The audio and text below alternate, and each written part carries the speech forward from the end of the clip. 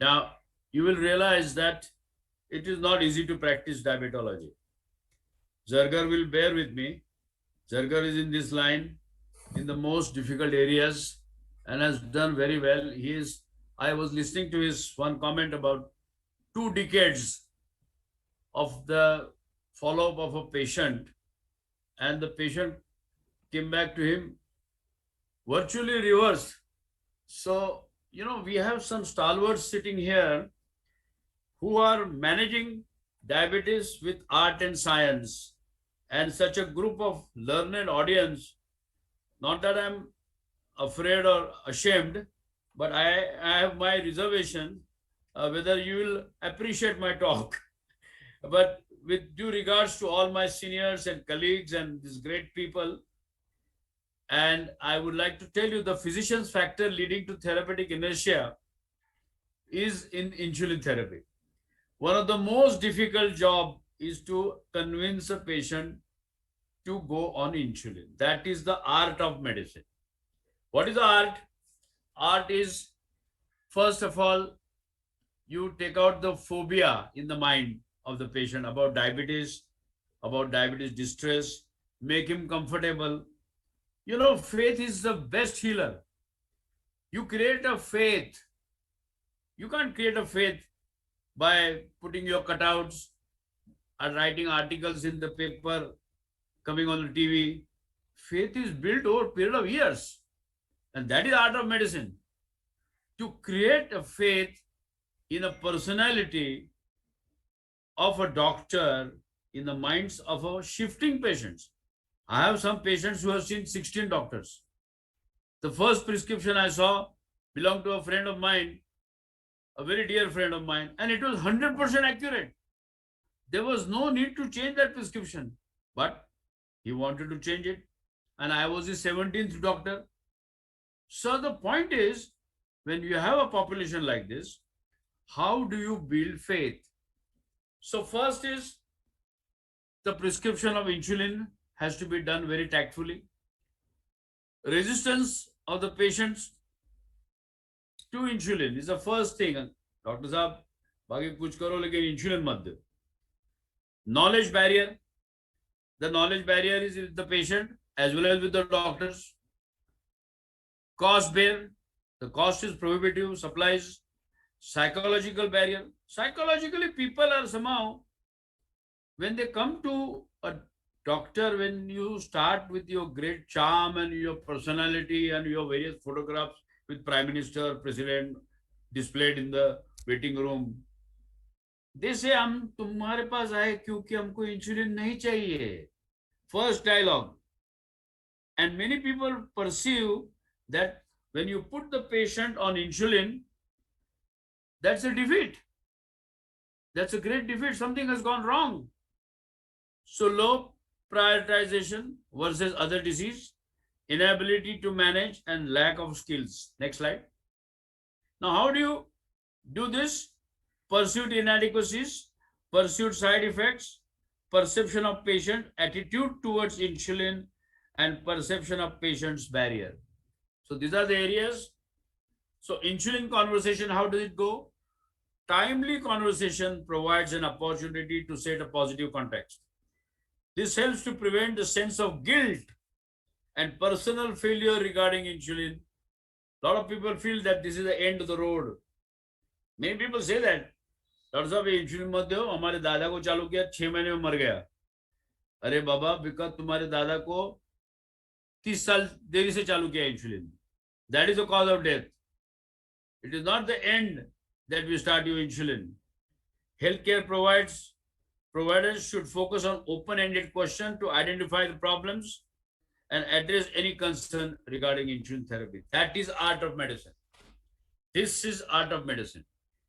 Now, finite request, obviously, request the patient to try insulin first. अरे जरा try करके देखो, 8-10 दिन ले, ये इतना आसान है. पेन है, ये पेन ऐसे लेने का पेट पे 1-2 चीज खुद को दे. First injection you try to give me in a clinic, then his phobia goes away. After 15 days, the guy feels so well, because remember, insulin is a positive hormone. It is an anabolic hormone. It has got two great effects. Feel good factor. The diabetic malaise of hyperglycemia goes away. The patient feels well, energetic. And he said, Doctor Saab, ये पहले चालू कर देते. So this is the art of medicine. You try it out patiently. You want to have a lot of patience. Please remember, there are some senior physicians who are, I know they've seen more than 200 patients in a day. But the day you want to counsel a patient on insulin, keep a separate slot. Spend at least 30 minutes. That time spent can save much more time in future. So the first dose can be administered in the clinic. Positive change that insulin brings about in 2 weeks may overcome the hurdle. Next slide. That is the art of medicine. Understanding concerns, multiple complex regimes should be avoided. When you attend CMEs, particularly given by various guidelines, please remember one thing. Guidelines are for Gora people. Our Deshi people are different. I do not follow any guidelines. I follow guidelines dictated to me by my patient 40 years. I follow advice what my patients have taught me. Because many guidelines which are given, they are for Caucasians. Their body phenotype is different. Our Deshi phenotype is different. We have more visceral fat in abdomen, very close to portal circulation. We have to consider carbocentric diets. We have to bring down the postprandial blood sugar. So that is what we do. Simple treatment, medication that will not give you weight gain. Please remember, first thing with insulin, you get 4 to 5 kilos of weight gain. Actually, that is the weight gain, which is the lost weight which has regained. The glycosuria takes away 180 grams of glucose out of the body, and gluconeogenesis is enhanced. So weight gain is actually lost weight is gain, but there is also water retention. Remember, insulin has an intrinsic ability to retain water. Poorer, infrequent communication with the patient, that is one major hurdle. Do not hesitate to take the phone call of a patient. I am famous because at 2 o'clock or 3 o'clock, a patient can ask me a stupid question. Doctor, I have forgotten to take the sleeping pill. I say, take it now, don't worry. But I never lose my cool. I answer all my calls. And once the patients are assured, this is art of medicine, this faith, this confidence, then a doctor will always attend to me. So improve communications. Cost should be somehow reduced. We have to urge to drug companies, spend less money on cocktails and seminars and reduce the cost. Perceived lack of efficacy. Many people say the insulin does not act. It's wrong. So that phobia you have to get out of the minds of the patient. That is the art of medicine. Next slide. Now, art of management of diabetes, being empathic and supportive. Next slide. Initiate sequential counseling. One by one. Don't teach too many things in one sitting. Don't talk too many things. Don't talk too much about complication. Don't talk too much of various form of treatments, modalities. Little. Use easy to understand analogies to help patient with diabetes overcome insulin. Try to understand. First difficulty that you try to understand that all patients may not have the same IQ as you have. And therefore, there could be a delay in understanding.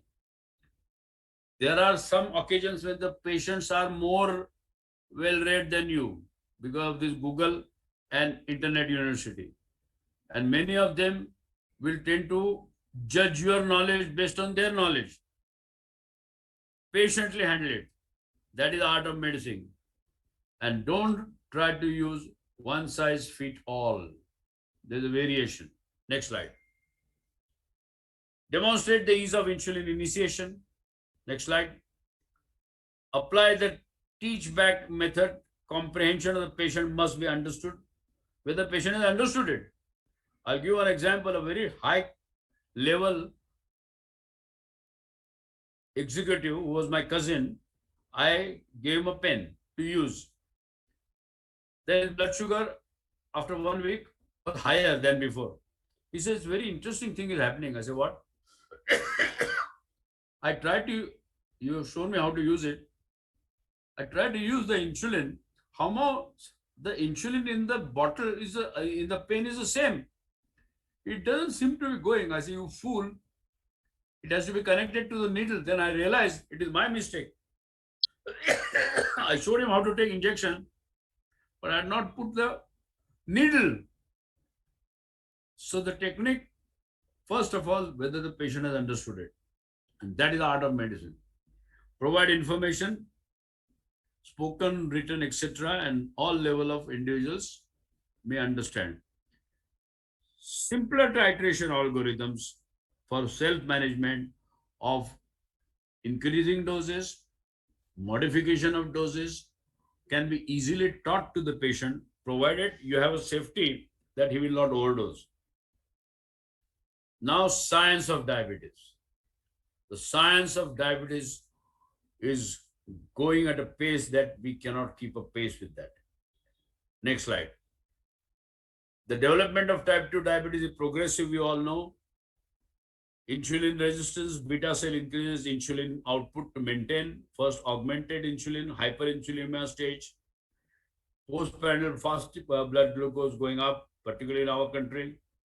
Then the fasting blood glucose goes, then the patient develops pakka diabetes. So progressive beta cell failure. Various parameters impact type 2 diabetes, increased hepatic glucose production, increased glucagon secretion by islets alpha cells, decreased glucose uptake, increased lipolysis, perception. So about 12 organs, quality dozen. At 12 level, the diabetes is being produced by 12 pathogenesis, pathophysiological factors. And luckily, we have drugs to intervene at all these dirty dozen. But how to use it and combination is the science. And that science, one has to really understand in great detail the effects, the side effects, the untowards effect, the drug interaction, the interday variation of glucose, the glycemic fluctuations, and glycemic variability, and the most important two concepts known as TIR or time in range, which is more important than glycohemoglobin. Next slide, please. So achieving glycemic goals, what is a normal sequence? Diet, exercise, oral monotherapy, usually metformin, oral monotherapy upgradation. Instead of 500, you get it 1000, like that, you go up. Then you do a combination, then the basal insulin you start, basal with multiple daily injection is the one which is final. So that's how you go for 25 years without achieving a target HbA1c. And that is what happens in about 75% of India's population.